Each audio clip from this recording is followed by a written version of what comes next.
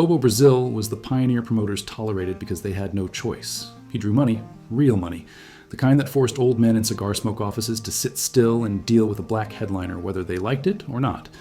But the respect never came without strings. Every door he opened had a lock still attached. He changed the business, but never fully escaped control of the business. He was S.D. Jones without the humiliation and Ernie Ladd without the political wrecking ball attitude. He was the example that proved success did not guarantee freedom. Promoters used him to say, "See, we gave one a chance," while keeping everyone else beneath the floorboards. And despite that, he still stood tall, still main evented, still forced crowds to respect him. This story is not a fairy tale. It is not a thank you letter. It is what happened when a man became too big to deny, but still not allowed to be equal. There were prices, scars, and quiet grudges that never healed. They stayed permanent. Houston Harris, later known as Bobo Brazil, was born July 10th, 1924. Sources vary on the exact town of birth, with some records naming Little Rock, Arkansas, and others listing Benton Harbor, Michigan. What's consistent is he was raised and became identified with Benton Harbor, the place that shaped his foundation. People assumed a big black man was dangerous before they knew anything else. Harris learned quickly. Patience, discipline, and silent authority were survival tools. He played local baseball and worked labor-intensive jobs to support his family.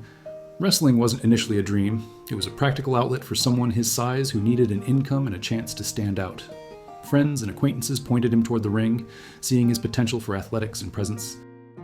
His first exposure to training was tough. Promoters and veterans didn't coddle anyone, especially black wrestlers.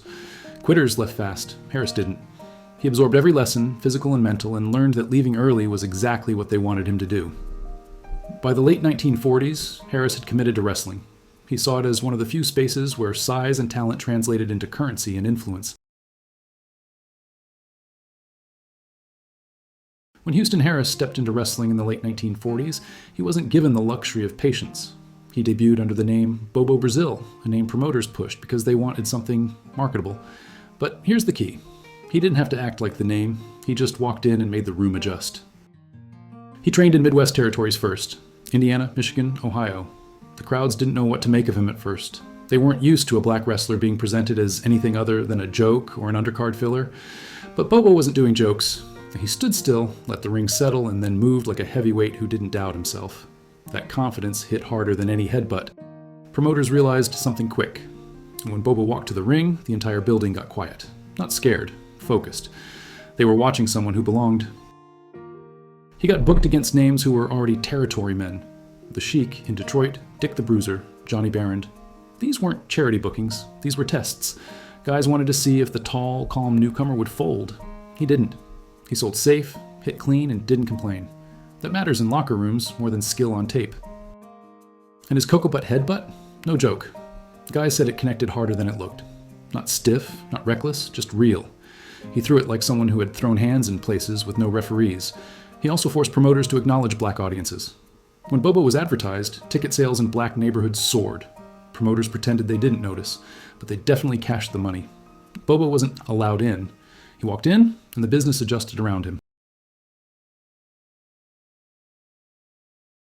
Bobo Brazil didn't need to cut screaming promos. He spoke like a guy who already knew he was the main draw. Calm voice, slow pacing, direct words. Crowds leaned in instead of being yelled at. That's presence you can't teach. He wasn't a character. He was Bobo Brazil everywhere he went. He didn't switch gimmicks backstage, didn't act different for promoters, didn't try to kiss up to anybody. A lot of wrestlers talk about being respected men. Bobo actually was one. His influence wasn't just that he was the first black wrestler to break the main event barrier. It's that he did it without shucking and jiving, without being turned into a comedy act, and without begging for approval. He didn't tone himself down for anyone. Guys in locker rooms knew what time it was with him. If you were respectful, he treated you as a peer. If you tried to test him, he'd shut that down real fast, politely. He didn't do loud confrontations. He would just look at you like, "Are you finished?" And the room already knew the answer. He carried himself like someone who had already lived a harder life than anyone trying to challenge him. And most of the time, he had. As for influence, without Bobo Brazil, there is no Ernie Ladd headlining territories, no Thunderbolt Patterson being taken seriously, no Junkyard Dog selling out Mid-South, no Rocky Johnson getting over, no Ron Simmons becoming world champion, no Booker T running the 90s. Real lineage, not metaphorical. Actual industry doors opened. When younger black wrestlers walked into a territory and promoters hesitated, Bobo's name settled the argument. Bobo Drew. Let him go. He didn't talk about changing wrestling. He just changed it by showing up and being undeniable. Bobo Brazil's major feud legacy is defined by 3 real pillars: the Sheik in Detroit, Dick the Bruiser in the Midwest, and Buddy Rogers in the NWA orbit. The Bobo Brazil versus the Sheik feud ran for over 20 years across Detroit, Toledo, and surrounding territories. This wasn't friendly business. Sheik respected Bobo, but he respected money more. Their matches sold out Cobo Hall repeatedly, becoming the backbone of Detroit's wrestling identity. Bobo was the hero who didn't have to smile to be loved. Sheik was the silent fire starter. Crowds showed up because it felt like 2 forces crashing, not a story being acted out. Against Dick the Bruiser, it was about credibility. Bruiser had the reputation of a brawler who didn't give freebies. He worked stiff, and if you couldn't handle it, too bad. Bobo could handle it. They drew crowds in Indianapolis and Chicago because fans believed both men were willing to bleed for the result.